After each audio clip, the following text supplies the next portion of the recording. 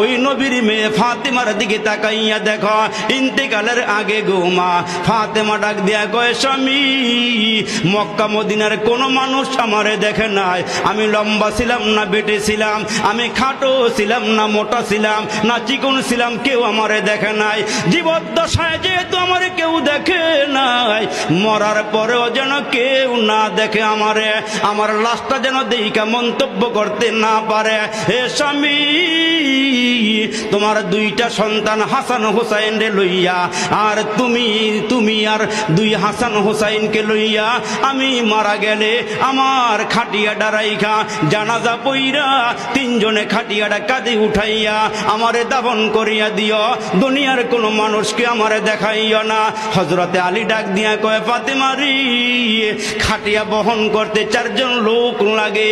কয় 4 জন লাগবে না, এ আমার স্বামী 3 জন হলেই চলবে। মুসলমান যেদিন ফাতেমা দুনিয়া থেকে বিদায় হয়ে যায়, ইতিহাসটা অনেক লম্বা, ওই দিকে যাওয়ার সুযোগ আমার নাই। ওই ফাতেমা দুনিয়া থেকে বিদায় হয়ে গেলে হযরতে আলী আল্লাহকে ডাক দিয়া কয়, মাওলা রে, ফাতেমা ওসিয়ত করিয়া গেছে যেন 3 জনে খাটটা বহন করে দাফন করিয়া আসি। এই খাটটা 3 জনে কেমনে নিয়ে যাব? হযরতে আলী হাসান হোসাইনকে নিয়ে বসিয়া আছি। ইন্দিমে টাইমে বাহিরে নজর করিয়া দেখে হযরতে আবু যর গিফারি রাদিয়াল্লাহু তাআলা আনহু হযরতে আলীর ঘরের দিকে আসতেছে। হযরতে আলী ডাক দিয়া কয়, হাসান হোসাইন রে, ওই যে আবু যর গিফারি রে দেখা যায়। কাছাকাছি আসলে পরে হযরতে আবু যর গিফারিকে ডাক দিয়া কয়, আবু যর, তোমাকে এই মুহূর্তে এখানে কে পাঠাইলো, কে আসার জন্য বলেছে?